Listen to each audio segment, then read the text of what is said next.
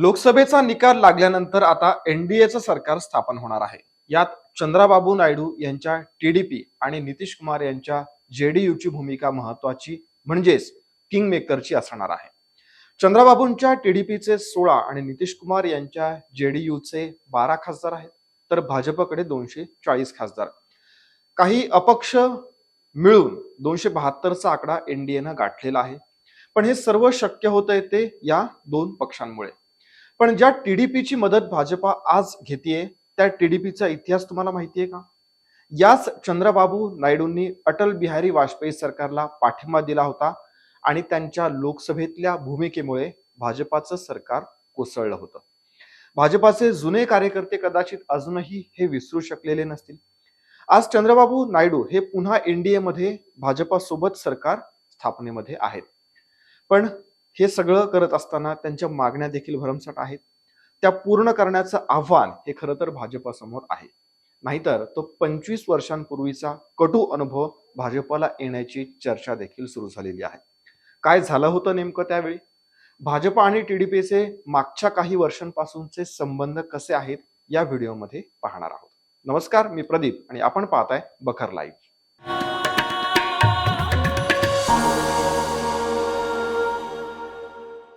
चंद्रबाबू यांच्या टीडीपीनं भाजपासोबत सरकारमध्ये येण्याची ही काही पहिली वेळ नाहीये. 1999 साली अटल बिहारी वाजपेयी यांचं सरकार होतं. त्यावेळी टीडीपीनं सरकारला पाठिंबा दिला होता. सरकारवर जेव्हा अविश्वास प्रस्ताव दाखल झाला तेव्हा बहुमत सिद्ध करण्याची वेळ आली. याचं कारण बसपाच्या मायावती या सरकारमधून बाहेर पडलेल्या होत्या. तर अण्णा द्रमुकच्या जयललिता यांनी वाजपेयी सरकारचा पाठिंबा काढून घेतला होता. अविश्वास प्रस्तावावर 17 एप्रिल 1999 ला मतदान होणार होतं. सरकारकडे त्यावेळी बहुमत होतं, पण एका मतानं घोळ केला. काँग्रेस खासदार गिरधर गमांग यांना मताचा अधिकार मिळाला कारण ते खासदार होते. पण त्याआधी 17 फेब्रुवारी 1999 मध्ये ते ओडिशाचे मुख्यमंत्री झाले. यात घोळ असा होता की गिरधर यांनी राजीनामा दिलाय आणि ते फक्त मुख्यमंत्री आहेत असा समज त्यावेळी भाजपचा झाला होता.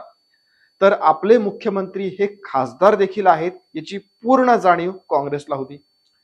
आता अनेक महिने संसदेपासून दूर असलेले गिरधर गमांग अचानक 17 एप्रिलला लोकसभेमध्ये पोहोचले.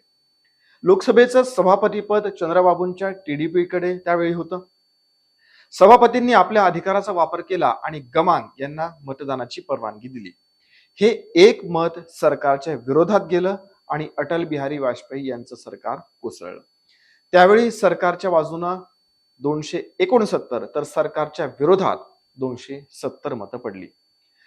आता हा सगळा घटनाक्रम पाहता लोकसभेचं सभापतीपद हे किती महत्वाचं आहे हे लक्षात येतं.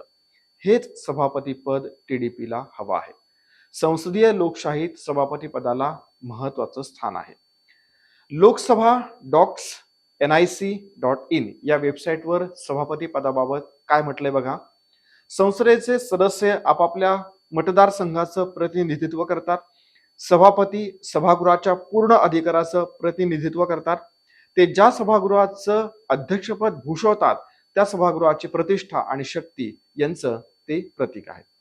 संविधानातल्या कलम 93 आणि 178 मध्ये लोकसभा अध्यक्षपदाचा किंवा लोकसभा सभापती पदाचा उल्लेख आहे.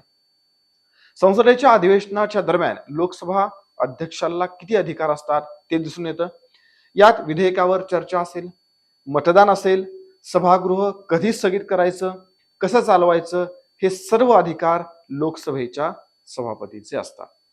लोकसभेचं सभापतीपद हे सत्ताधारी पक्षाकडे असलं तरी त्या पदावरती असलेल्या व्यक्तीला निष्पक्ष राहावं लागतं, निष्पक्ष निर्णय घ्यावे लागतात आणि हेच अध्यक्षपद किंवा सभापतीपद टीडीपीला हवं आहे.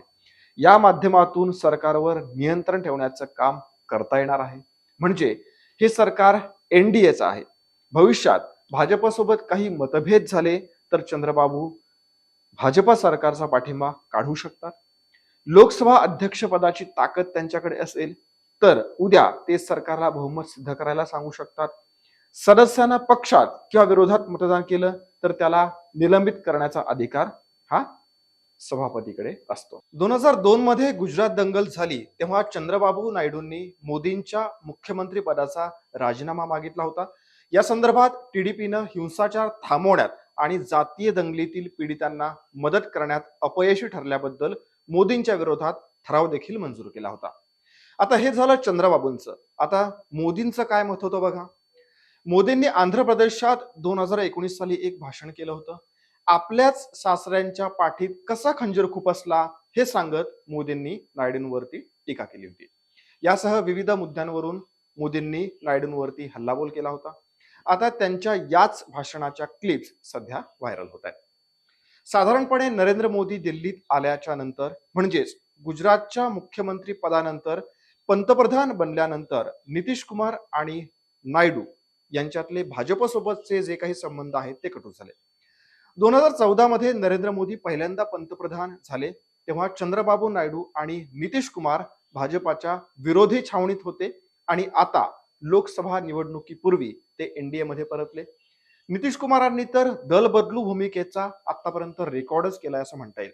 पलटूराम म्हणून राजकारणात प्रसिद्ध असलेले नितीश कुमार सध्या एनडीएत असून मोदींचं कौतुक करतायत. एकूणच टीडीपीचा विचार केला तर आता एनडीएचं सरकार स्थापन होणार असल्याच्या पार्श्वभूमीवर टीडीपीच्या अधिकृत मागण्या समोर येणार आहेत. सरकार स्थापन झाल्याच्या नंतर भाजप याबद्दल काय भूमिका घेतं ते समजणार आहे. ही माहिती कशी वाटली ते कमेंट करून सांगा. या व्हिडिओला लाईक आणि शेअर करा. आमच्या फेसबुक, एक्स आणि इंस्टाग्राम पेजला देखील फॉलो करा. धन्यवाद.